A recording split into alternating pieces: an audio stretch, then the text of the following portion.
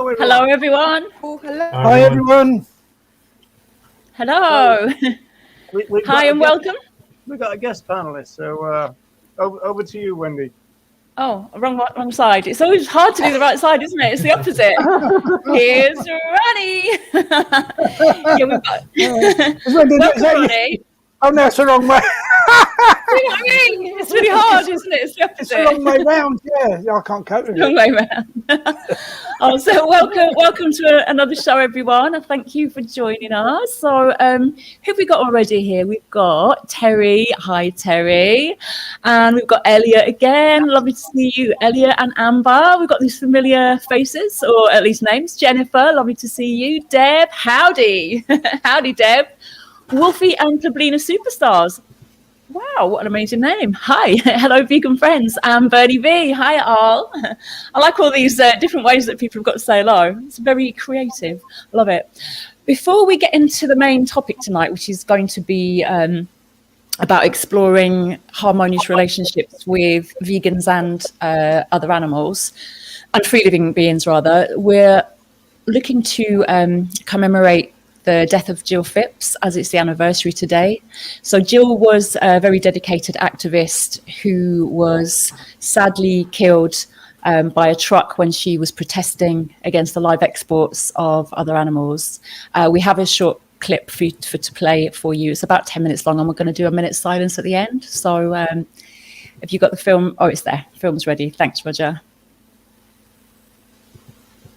An animal rights protester has been killed trying to stop the export of live calves.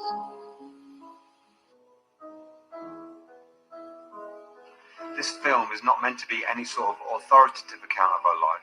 It's just a few snapshots and reflections that have been pieced together by family and friends.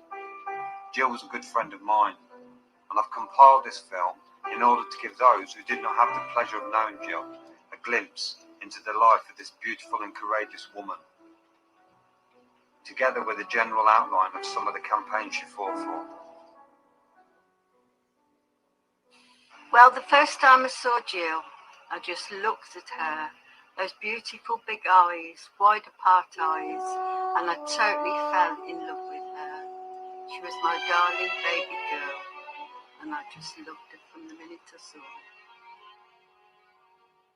her. There have always been individuals who have spoken out in defense of other animals. History is littered with great thinkers such as Pythagoras, Buddha, Leonardo da Vinci, Tolstoy, Einstein, who have identified our brutal and heartless treatment of other animals as one of the root causes of violence in our society as a whole.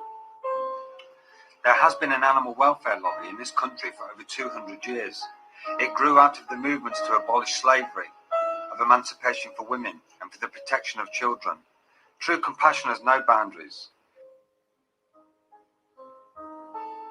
These anti-vivisection campaigners date back to the start of the 20th century, when the number of animals tortured in labs numbered in the hundreds rather than the millions as it does today.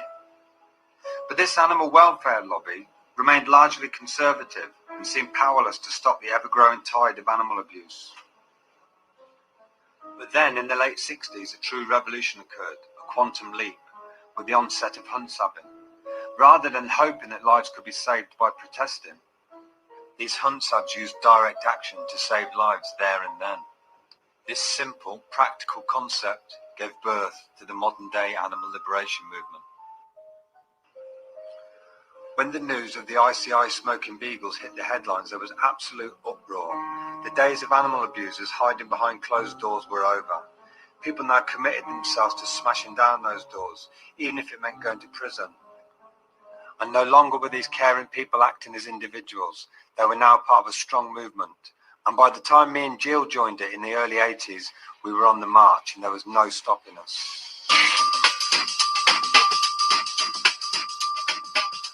And we've carried on moving forward ever since. And those seeds of compassion have now produced a global phenomenon.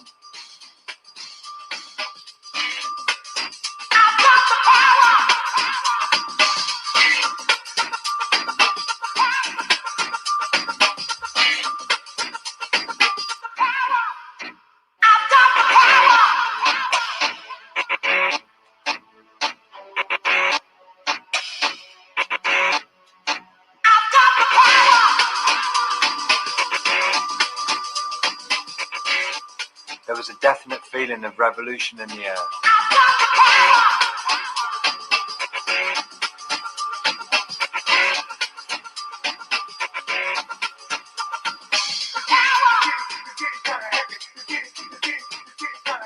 Animal liberation was a movement whose time had come.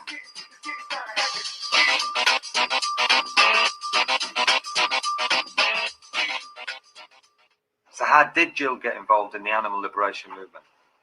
When Zab was about 13, he became veggie. He told me he didn't want to eat any more meat because he wanted to look a cow in the eye. So that got me thinking. And then when I saw a lorry load of sheep going to market, I thought, my God, they're going to slaughter. So I went veggie. And then not long afterwards, Jilly went veggie. The family had been veggie for years, but that was as far as it went. And then one day, Leslie and me, her Jill's sister, went to a seal call demo in London. And then when I got back, I was telling Jill all about it. 2 or 3 weeks after, and she comes, she said, and there's a huge poster, it's advertising demonstration against this fur farm. And it was quite near to Coventry. Here is Jill on her first ever demo at Coxbar.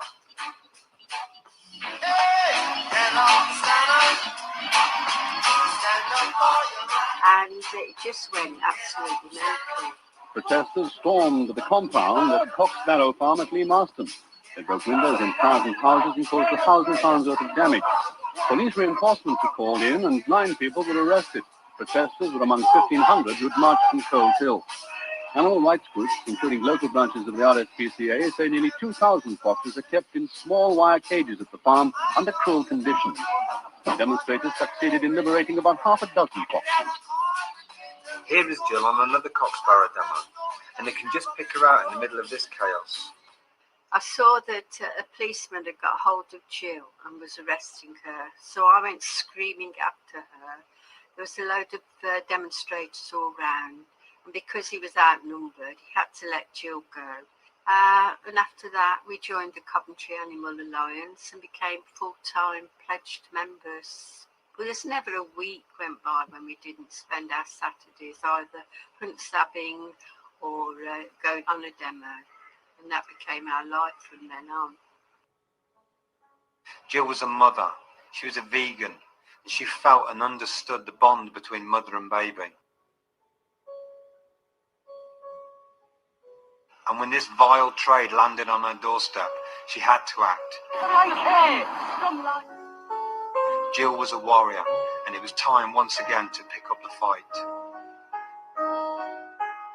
Cab clash, protesters ambush veal traps. To begin with, Jill was just one of a handful of committed people who protested at the gates. But gradually the numbers grew, as did the controversy. Coventry City Council tried to stop Jolly. But as always, where big money is involved, the High Court of Injustice stepped in and allowed him to carry on. Obviously we're pleased, because we started the action, we were very pleased we got permission to operate. When one of his knackered out Algerian airline planes crashed on the edge of a Coventry housing estate, killing all of its crew, Jolly's next move was to bring in a huge ex-Aeroflot plane, which was immediately grounded after failing all its safety tests. Jill took part in this radio interview on that day. Because he's got away with such a lot so far, but it's glad that common sense has prevailed. You know, this plane is far too big, it's dirty, it's too big for the airport, the runway's too small. I mean, this has all been stated by experts. It's just glad to see, and especially after the Willenhall plane crash, it would have been particularly insensitive of him to fly this huge, noisy plane over Willenhall. Around 30 protesters had gathered outside the gates. One of the youngest to join in the celebrations was 10-year-old Coventry schoolboy Sean Mulhern. I think it's totally insane what they're doing, and it's totally unfair. And he was planning 300 odd to go out tonight, but I'm just here with my family to stop it. What was your reaction when you heard the news that the flight wouldn't be going out tonight? I thought it was brilliant. Best news I've heard all week. We're all on the same side, and I think we've proved by being here that our sort of methods do work. But I think if they came down and saw the calves go in, as well as complain about the plane, then they would want to join with us. The protesters say they're more determined now than ever to stop flights carrying calves using Coventry Airport, but their celebrations may be short-lived. Mr. Barrett Jolly can make improvements to his plane, apply for another flight permit, and can then take more calves to the continent. He was back in business in no time. It was the first such flight since the Coventry air crash just before Christmas. Our Midlands reporter Eric McInnes was there. Coventry Airport is tonight the latest target for campaigners determined to halt live animal exports. Angry protests as Coventry's calf exports resume. We'll be here waiting, and there will be more and more people every day. We will never go away because we're absolutely determined to stop this disgusting trade. Jill spent many long winter days and nights up at the airport. It took its toll on her physical health, and the sight of those pitiful day-old calves broke her heart. But she never gave up. She was full of mischief and teasing, yet she was so caring and so loving. We'd all be chatting, and then they'd say, oh, there's a lorry coming, and the atmosphere would change to horror, and we'd all feel anger and pain, and everybody would be in tears, everybody would be screaming, everybody was trying to stop the lorries.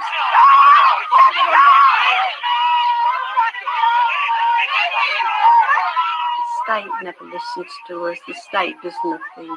You could sign petitions till you're 100 years old and they're just thrown in the bin. So what do you do when nobody listens to you? And at the end of the day, animals are going through hell. What do you do? Jilly always went and run up. She always put hands up like that. And she'd always be took away by a copper. We put our lives on hold for this, and we will be until it stops. Even if someone gets hurt. Yes. Someone will eventually get hurt. We were all pushed behind this barrier of police, and the lorries would come in, and it all went quiet. And then somebody said, there's somebody under a lorry. I knew it was Jill.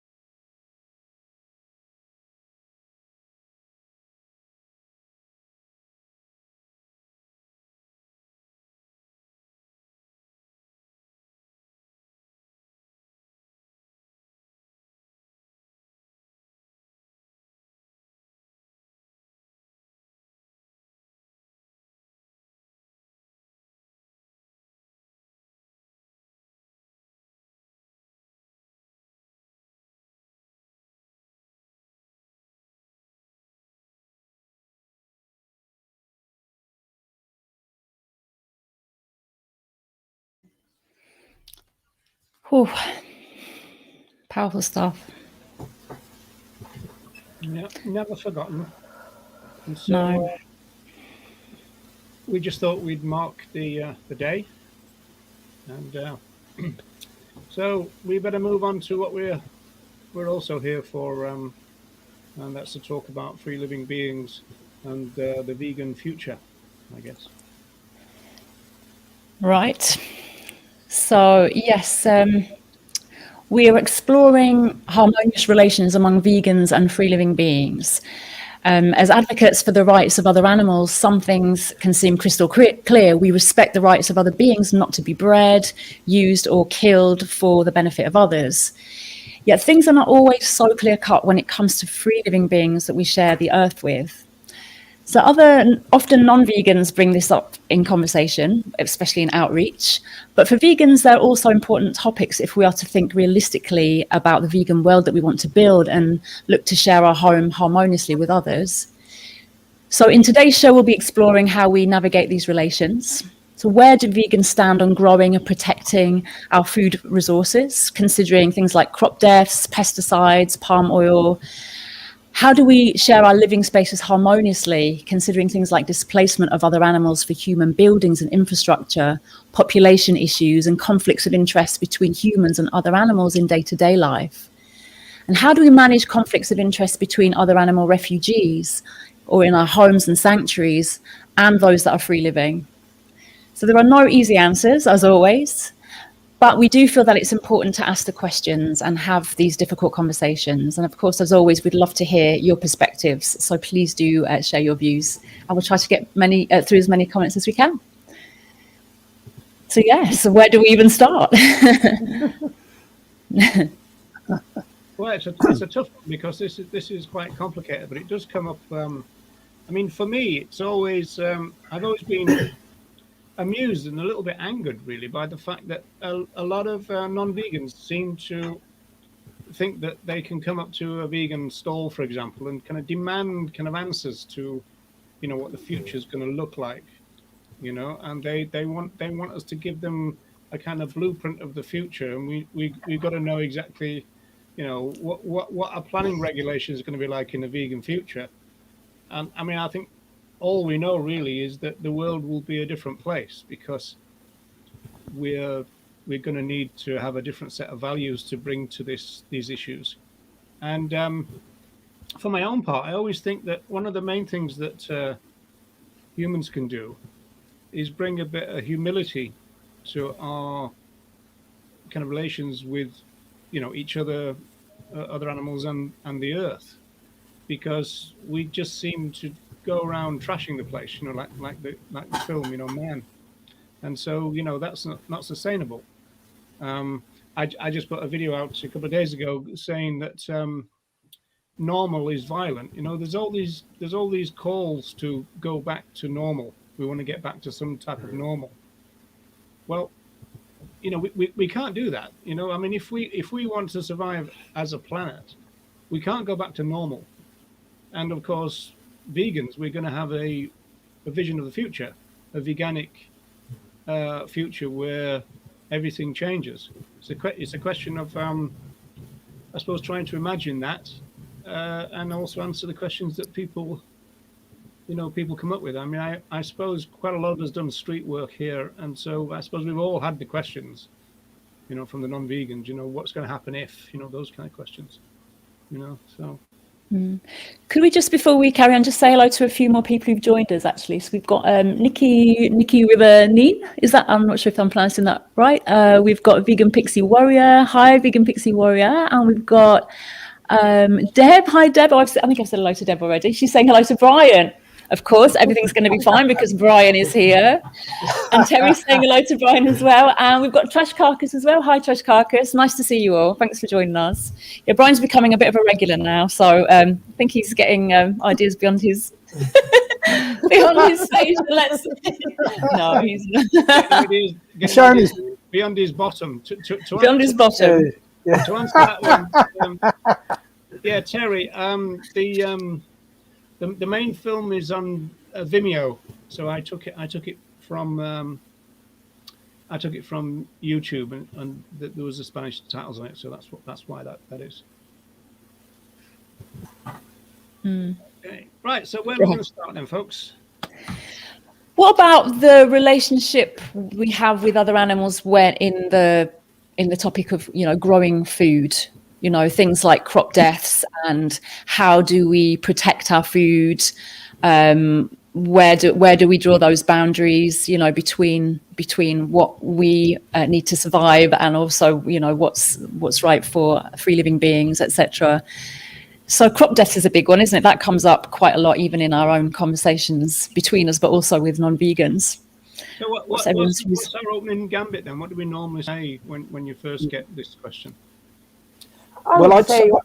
Sorry. Go ahead. Carry on, Mila. Thank you. I usually say that in a vegan world, we will have less land committed to crops, and we will also have different kinds of crops, and we could be able to transition to harmless ways of cultivating the earth. So we would have to worry much less about other animals getting killed in the process. Actually, that veganism is an argument for those who are worried about crop death, and I don't believe that they're really worried about crop death. It's just an easy argument. They think it's an easy argument against veganism. Yeah, anybody else? What's your first point that you make on this one? I think my point would be similar to Nella's, and I would also add that these industries don't care particularly about other animals, but if we had a vegan world, and where there's potential harm in any form of production, we would look to find creative solutions which would mitigate against that and not violate the rights of other beings. To sort of consider their habitats and their environments and any potential impact, and try to avoid that as far as we can. I think I'd agree with Nella and Tom, and also just, of course, thinking ethically that it's a very morally questionable. And I think when people give us these objections, it's very morally questionable to say that we can't avoid unintentional deaths, so let's engage in intentional killing then. So if we put that into a human scenario, we would think that was ethically reprehensible. So I think we have to bring it back to morals as well, that there's a huge difference between unintentional killing to breeding and killing billions and trillions of other animals to purposefully for their flesh and secretions. It's a whole other issue, really. I'd say if someone's really concerned about crop deaths, the first thing they should do is go vegan, because of all the crops that are grown to feed animals that are farmed to feed people. And so if you want to reduce crop deaths, deaths through harvesting, the first thing to do is go vegan. It's the crop deaths, there's actually an argument for veganism, not against veganism.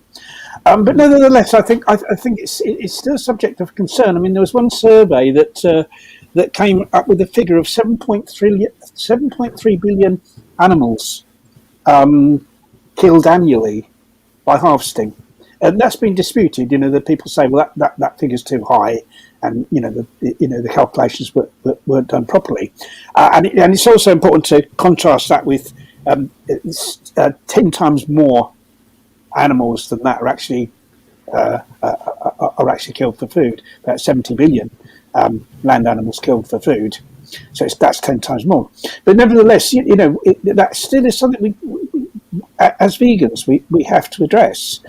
We want to absolutely minimise the number of animals that are killed through human impact, and these deaths occur through mechanised farming. They occur through the use of combine harvesters and stuff like that. And I think what we need to do is come away from mechanised farming and have more farming, have farming done by hand, like it used to be. And there's no reason why it shouldn't be. Because if you look at the jobs, the work that people do, loads of that work is is no real benefit to anyone.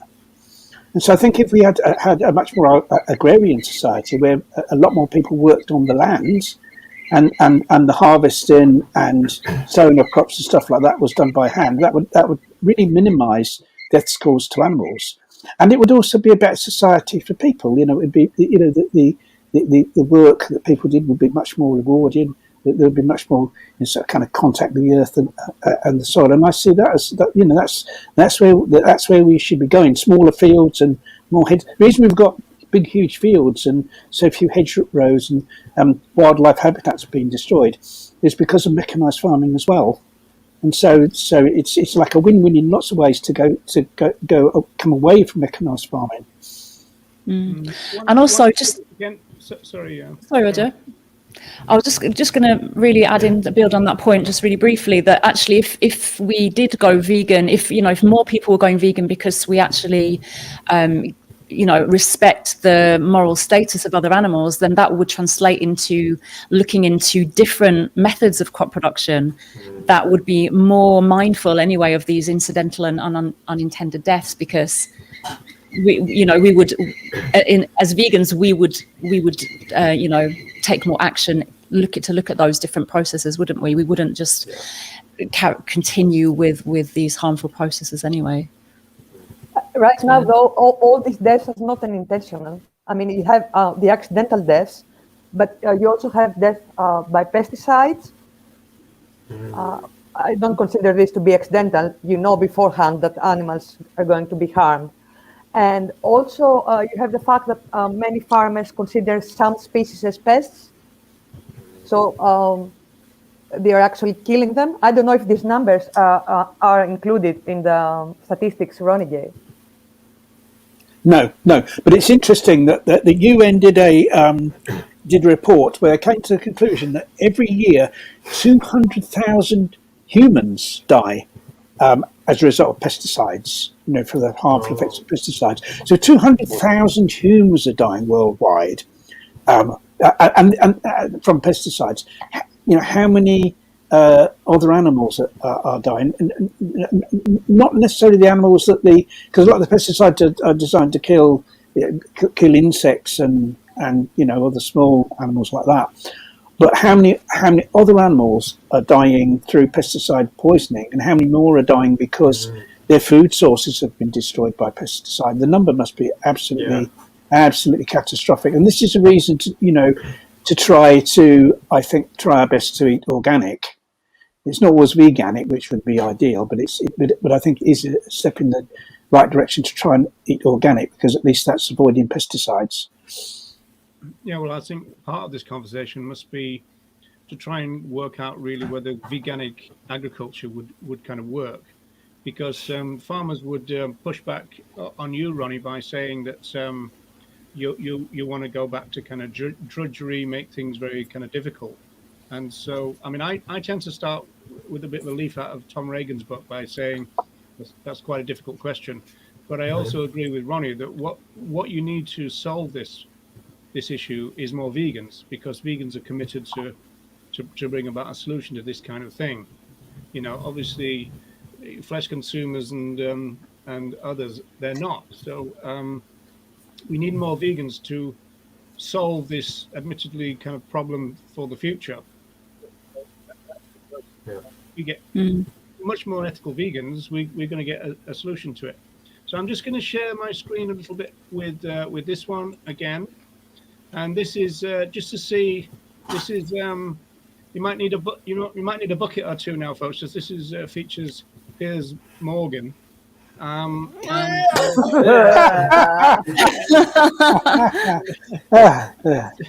so it'd be interesting because he's putting these kind of arguments to 3 vegans, and there's another couple of panelists, at least one anyway. And let's see how kind of they got on with the question, as it were. Now, how many of you eat bread? A serious question. Yeah, we all eat bread. You all eat bread. So you're aware that how bread gets made, right? Wheat crops and all that kind of thing. Ladybirds, bugs, things. Mice, rats, all these other little creatures that are in the crop, they get destroyed in the production of wheat crops, right? So that you guys can munch your bread. Tell me the difference, ideologically, between me wanting a Christmas turkey, right, and you guys eating bread, which involves the slaughter of millions of young critters.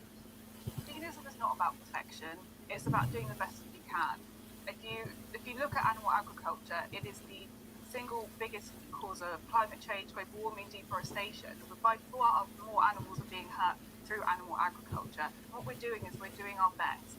We know that these animals Why don't are you just give suffering. up bread and stop encouraging the suffering of insects? Can I interject there? Because I appreciate the point where you're suggesting that the insects are being killed, but what we need to realise is the intent behind it.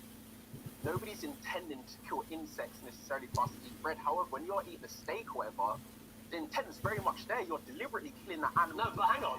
Now, when I eat a steak, I know that the preparation of that steak involves the killing of an animal. Sure. When they eat their bread... Me too. Wait a sec. Come to Ashley. When you eat your bread, right, you've all just admitted to this, but when you eat your bread, it involves the slaughter of animals. To me, there's absolutely no ideological difference between my decision-making when I eat my steak and yours when you eat your bread. I want you to tell me the difference. Those animals have been hung upside down and slaughtered in an unnecessary way. These little animals have been mown to pieces. Yeah, we wouldn't leave our house because every time we walk, you could be, for example, stepping on an ant. But that's I can be stepping on an ant right now. Right. You know, right. You can't. There's certain things you cannot help. Are you wearing leather shoes? No, I'm not wearing leather shoes. Any leather at all? No, I've never really been fighting. You never wear any leather. Don't wear any weather, he says, which is quite interesting. But so No. how do you think they did? They missed one thing out, and that was the fact that I think the woman who spoke first was good to talk about. It's all about doing the best we can and sort of doing minimum harm. I mean, that's absolutely right. We can't live. We all have an impact on the earth. We can't live without impacting on other animals to some extent. But I think the one thing was missed was what I said earlier, was about the fact that if people consume animal products, they're actually responsible for far more animals being killed through harvesting, and that was a point that wasn't brought up. The farmer's response to you on that one, Ronnie, would be, well, certainly the Irish farmers would say, well, we've all got grass-fed beef and all that kind of stuff, wouldn't it? That's what they'd say in return to that, wouldn't they? But the argument for that is that in terms of animals dying overall, that those fields that are grazed by that cattle could be used for growing trees, and those trees could provide protein in the form of nuts, the most efficient way of providing vegan protein, and that would be a much greater mitigation against the climate crisis, and therefore that in itself would prevent animals from being slaughtered. And so overall, if you want to spare the maximum number of animals or save the maximum number of animals, then it's not through grazing cattle on land that could be used to grow trees or where trees would grow. Yeah, I mean the argument from the farmers is actually very disingenuous, because even in Ireland, where they kind of make a big play about the grass-fed thing, I think they also do in places like New Zealand as well, and certain parts of Australia. It's not true anyway. I mean, they still feed them nuts. Ireland is a net importer of grain and maize, so-called livestock feed and all that. So the idea that you could feed a population on what they would kind of call something like genuine grass-fed or genuine free range, I mean, that's kind of out of the question just because of economies of scale nowadays. You just can't do it.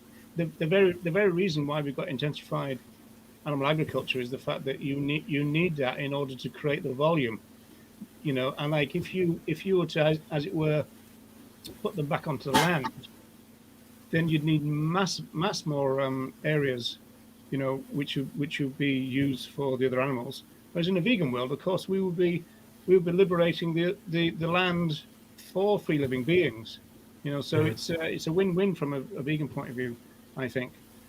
Just before I forget the point, I've always argued. What do you think, Brian? I've always argued. I've always argued that, like you, Ronnie, I think there's going to be a lot more people back on the land in a vegan world. There'd probably be far less kind of unemployment, because we would probably get small holdings, small farm units, a lot of kind of bartering, exchanging, and this kind of thing. This is a kind of vision from Movement for Compassionate Living, that kind of thing. So that would be the kind of general move to it, and there would be a lot of kind of physical, hands-on agriculture from us in a kind of veganic way. What Declan Bowen would say about your question about the mechanics, Ronnie, is that there is quite a lot of very bad land, but he says that there's quite a lot of machinery now that can negotiate that.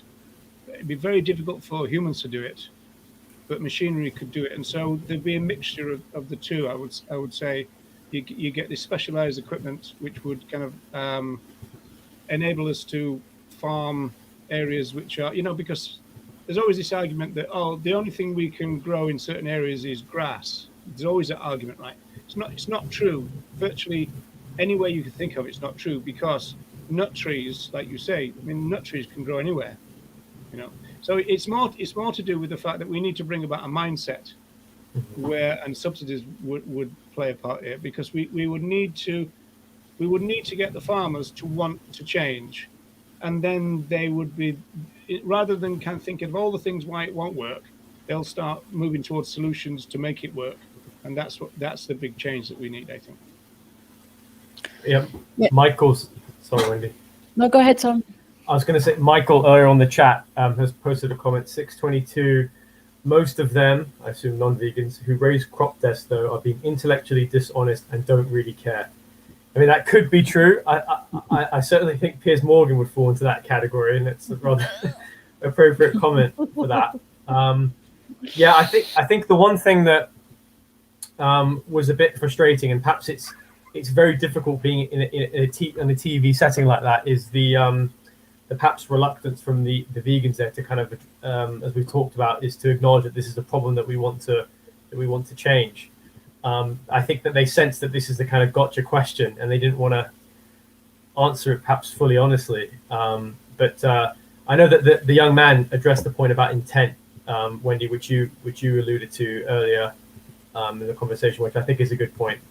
Looking at the intent and to do harm and not do harm, that could be a good way of dealing with it. But I think a bit more of, we should, honesty. We shouldn't be afraid to kind of be honest about these, how we want to improve these industries. Should shy away from answering questions in that way. That's my opinion.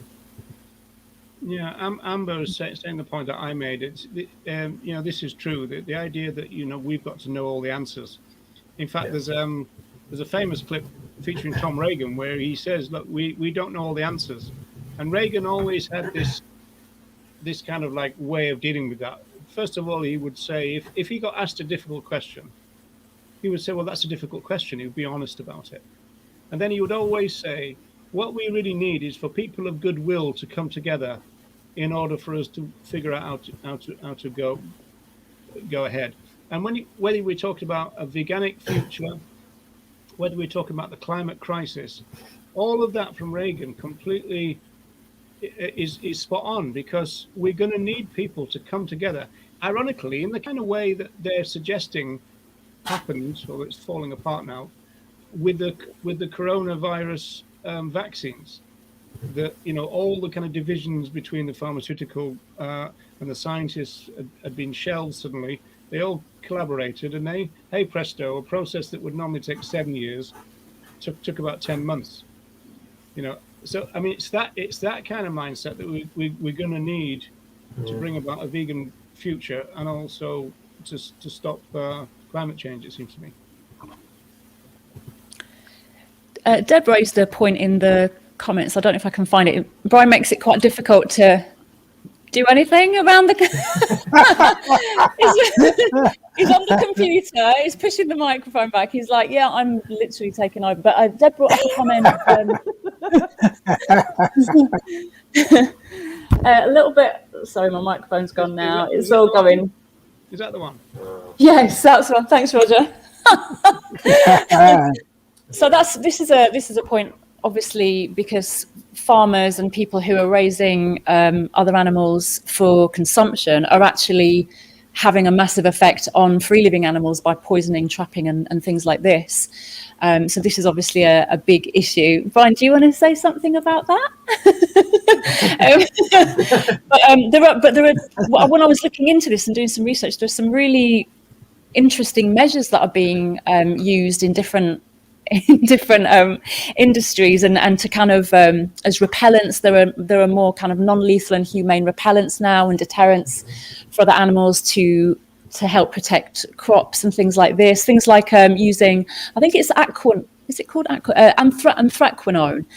and it's the way that this compound in this plant reacts to UV light is being used to kind of deter birds from certain crops, because of the way they see the reflection of the light when things are treated with this compound. So things like that. And I think it's called, I don't know how you say it, but I think it's fladery or fladery. You're using flags or little kind of colourful flags along strips of wire, and sometimes the wire, the flags, to kind of deter predation I mean, often this is being used to protect sometimes so-called livestock. Obviously, that wouldn't be for us in a vegan world, but definitely to protect crops. There are many different sort of non-lethal methods being kind of developed now. So that's really interesting, and that would be great obviously for us as in a vegan world. The problem with that, ironically, runs into the fact that other animals are not as limited in terms of cognition that a lot of people think, and so I think the history of things like scarecrows and these kind of ways of kind of deterring birds, for example, I think they get to know them pretty quick. And so, you've always got that the famous pictures of birds sat on scarecrows, for example, this kind of stuff. And, and so I think. And also, I mean, I've always thought that things like polytunnels and stuff would come into their own. I mean, there's no reason why you couldn't have a polytunnel which is a quarter of a mile long. I mean, after all, I used to work at British Steel in Scunthorpe, and there was one shed there which was a mile long. It was literally a mile long. So there's no reason why we couldn't have polytunnels, which means that you could have no dig systems in there, which means that we wouldn't be disrupting the ground.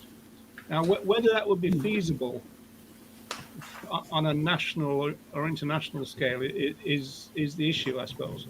And so I guess if you're thinking about how we would move from what we've got now to what we want or what we propose or think of doing, we need these kind of like field stations.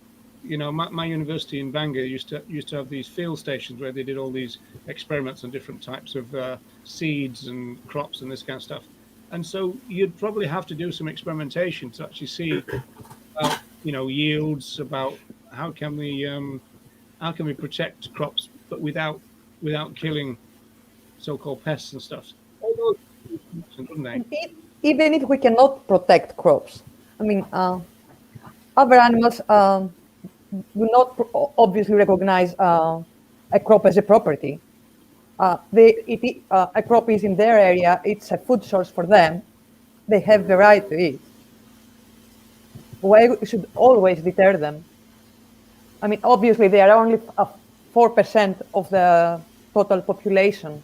It's not that we are going to starve if we don't deter them.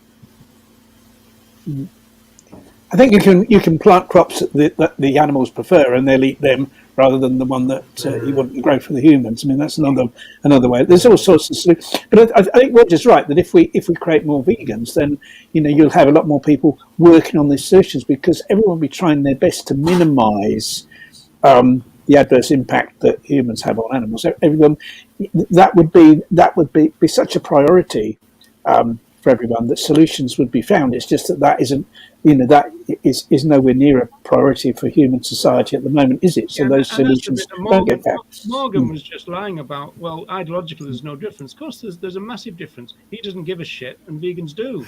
I mean, that's the main difference. That's it in a nutshell. Yeah.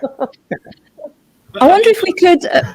Oh, sorry, Roger. Go on. I can't see you, but No, I could. I have no idea what's going on anymore. I'm just. I'm all calmed down now. I was in mid-run. Carry on. Sorry, Roger. I didn't know if you would finish now. I just wondered, because obviously we haven't got loads of time left. I wonder if we might explore just a couple of those topics. So one was looking at conflict of interest in living space between humans and free living beings. Things like, building our homes, building businesses, infrastructure, like very, very current topic, that HS2. There's just massive destruction going on right now for the building of HS2 and things like that. I wonder if we might just briefly look at something like that as well. Yeah, well, it's something that you've looked at a lot, isn't it, Ronnie? HS2. Oh, I mean, the HS2 is absolutely appalling. I mean, it's in the process of destroying 400 wildlife sites, ancient woodlands.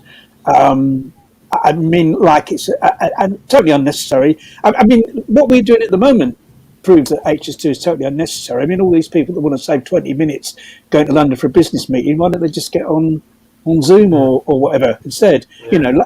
This is being done to make money for mates of the government that are in the construction industry. This is what this is about. Same as the kind of killing the badgers. The badger cull wasn't done for the reason they said it was. It's done for totally other reasons. And so, this is why the HS2 is going ahead. And it's great that people are, taking action against it. The people in the tunnel, the tunnels in London, Swampy's back. I think Swampy's son as well. They're down there. And all these people have taken action. I mean, my heart goes out to them. Is it the original Swampy? The original Swampy, yes, that was involved in the the Newbury bypass protests. Quite a few years ago. Yeah, he's back. He's been living in Wales in some kind of self-sufficient commune. He kind of went out the limelight, but he's back now. Because he went forth and multiplied with the sound of it. He come back and with his son, and they're down there in the tunnels. And I heard today that one contractor involved in HS2 has pulled out. I heard Louise whooping. Louise always whoops at things, and then I know there's been some good news on the telly because I hear woo, woo, woo, woo, and I think, oh, that's good news. I go, what's happened? Oh, a contractor's pulled out of HS. Well, hopefully the first of many. I mean, it's an appalling thing. And this is I mean, it's just one example of these horrific projects that cause so much harm to to the natural world.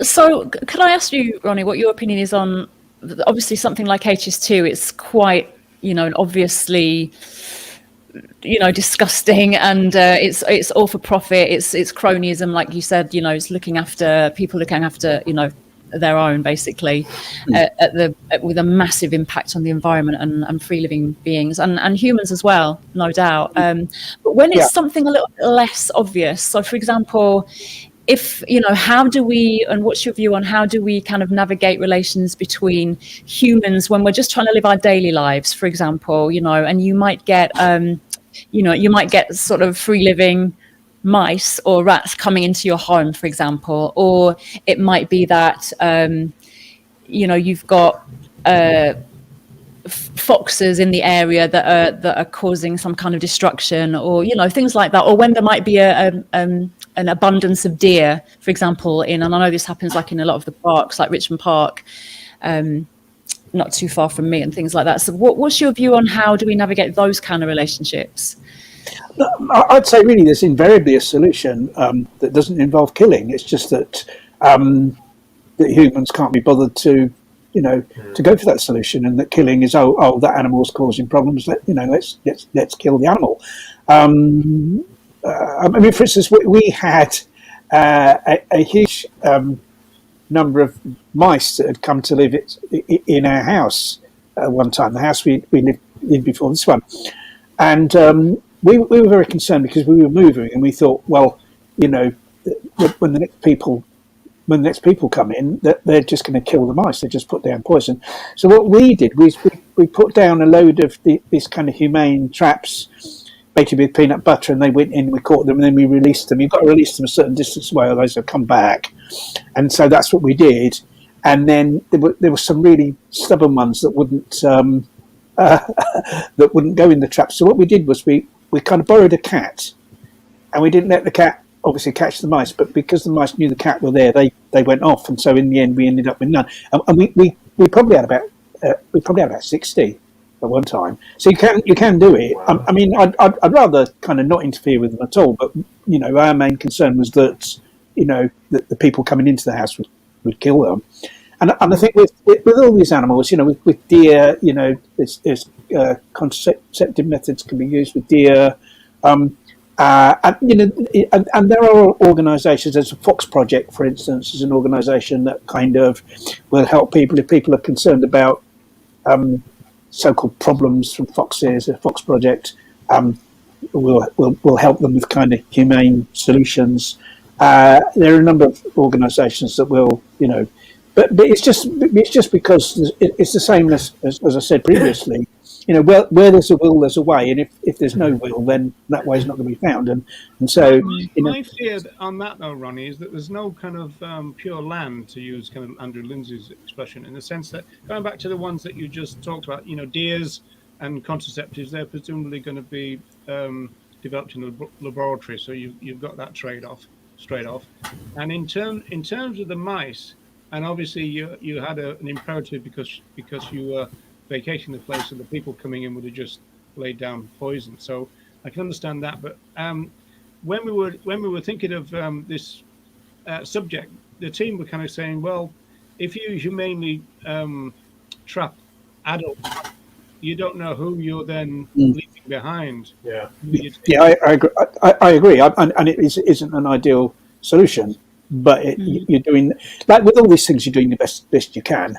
And it was only because there was an imperative of because people would come and just like kill them all, which most people would do. Well, again, in a different world, though, you see, we'd probably start to think about using technology, like mice detectors, so we'd find out where they were, this kind of thing. Going back to what you were saying about the combine harvesters, there's been talk about having subsonic sound devices on those kind of farm tractors and stuff, in order to warn free living beings of the fact that there's something coming, and gives them plenty of time to get away. So there probably are some solutions in high tech. It's a question of we're not looking for them, because you've got arseholes like Piers Morgan kind of going, oh well, what's the difference between me? Sorry, just have to let that out. I hope everybody in the chat's doing the same every time I mention. Hello. Dear idea.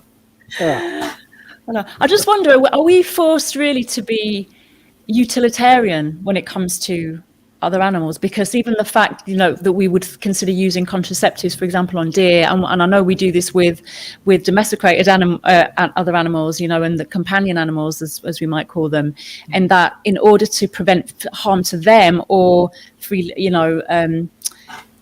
and to kind of further, have them further kind of creating more and more of themselves and creating more issues, we neuter cats and dogs, but when we're contraceptives now for the deer and things like that, because this is obviously, these are rights violations. We are taking away the bodily autonomy of these beings.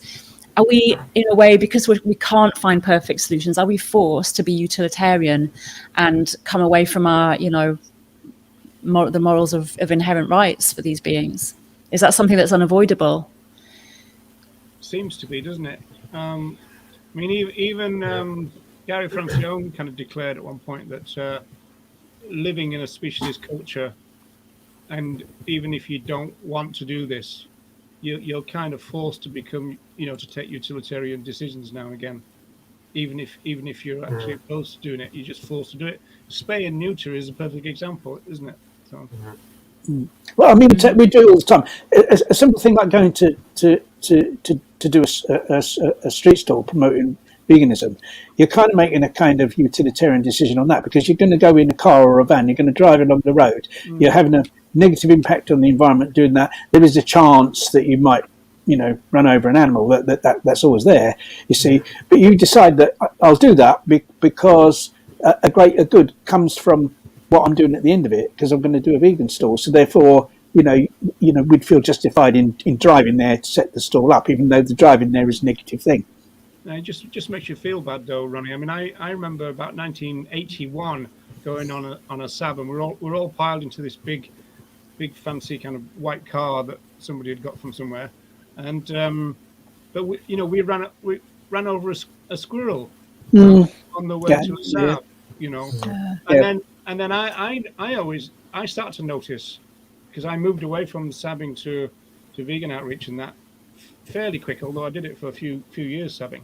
But I used to notice all the farms, and the grain silos and the pig sheds, and you can start to identify them. Oh, look, there's a broiler shed, there's a deep litter battery shed, that kind of stuff. And you're thinking, wow, we're driving to save maximum of 2 individuals, and we're driving past thousands, So you do tend to have to make these terrible choices, and makes you feel bad, though. That's the problem with it. But we're doing something, aren't we? This is the thing, we're doing our best. And if everyone did that, we'd be all right. It's all the other buggers that don't do it. That's the problem. It's not us having to make those difficult decisions. It's other people not doing it at all. Yeah, like Piers Morgan, you mean? Oh yeah, like Piers. Wendy's gonna have a sore throat. As long as it comes out that end and not the other Roger, end. mercy. Get my own back. Tom's not playing the game. I don't think he's pretended to be sick once yet. Has anybody seen any comments that we need to get to, because we are running out of time now? There's a bit of. I've just been keeping an eye on the chat. There's a bit of a debate between a few folks in there about whether we need to go back to a kind of simpler type of farming, more communal based, and using land more kind of sharing way, versus using technology that we have and relying on advancement of technology to kind of help with these problems. So a bit of back and forth on that. But yeah, I don't.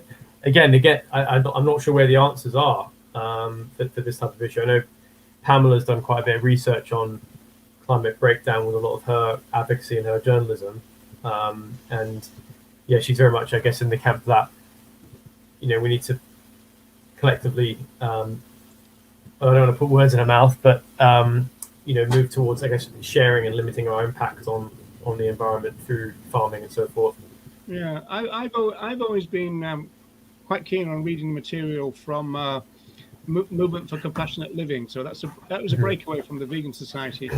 But of course, their solution, this is Kathleen Janaway and that kind of stuff.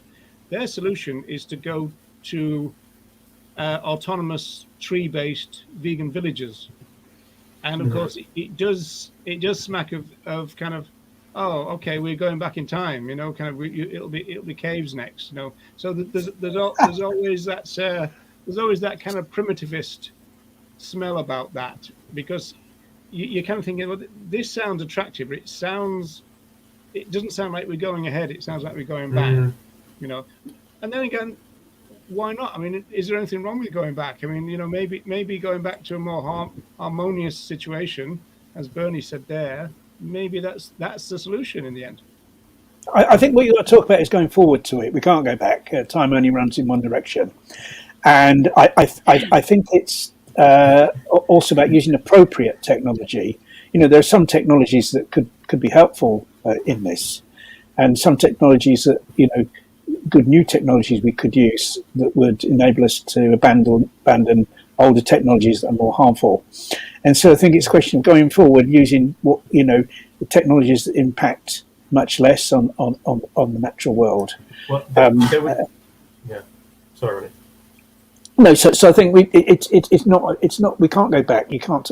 It's not about going back. It's about going forward to something better. I think they would certainly be thinking about it now.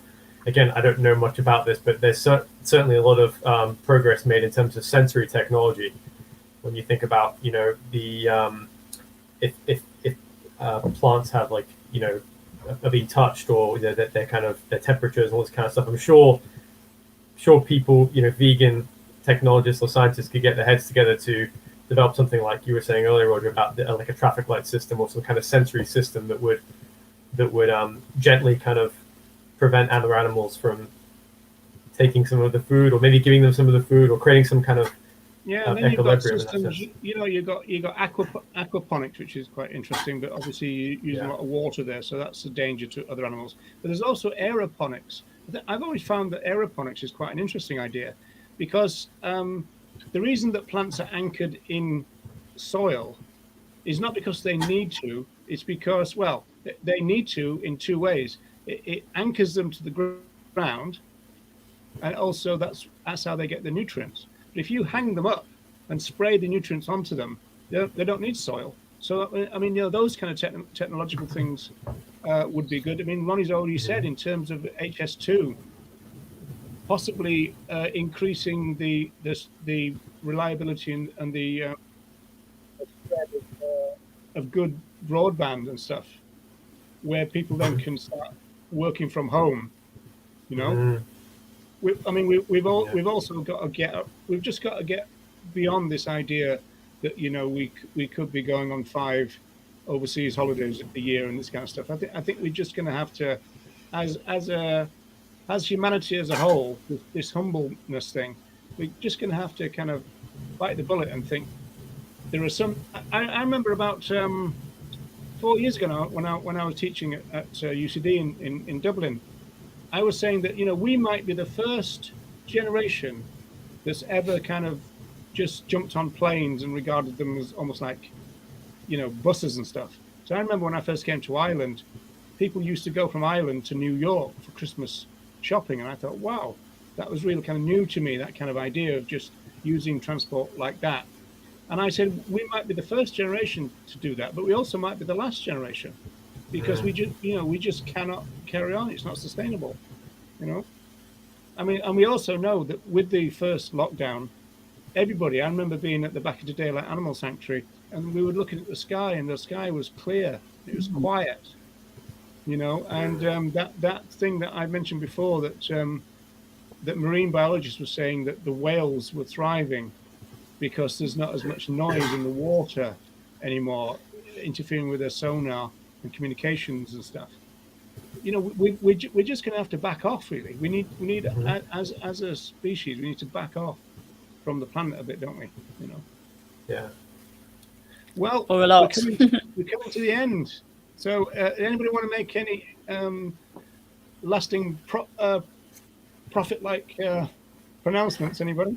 I think there's quite a lot we haven't covered. I mean, we haven't covered human population or human overpopulation for a start. We haven't covered cats. Cats is another issue. Cats and wildlife. And, that was on my list as well, Ronnie.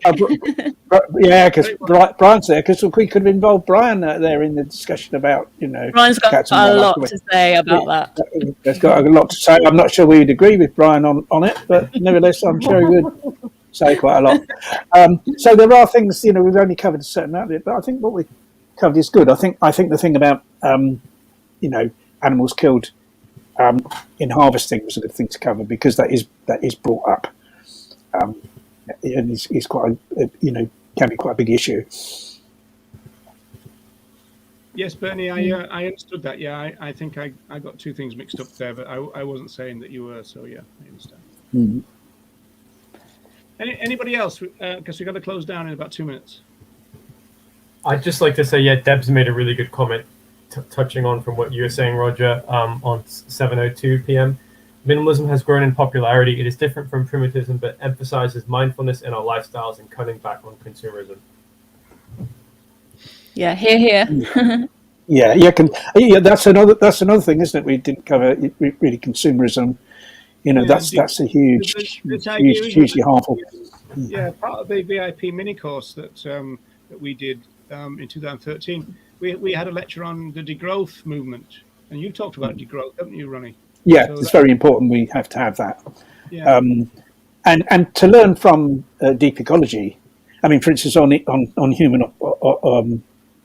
overpopulation, deep ecologists say that world human population should be only 7%. Ideally, should be 7% of what it is now, which would mean in the UK the population would be only 5 million instead of what we got now, 60 odd million or whatever. And that's that's the kind of optimum population.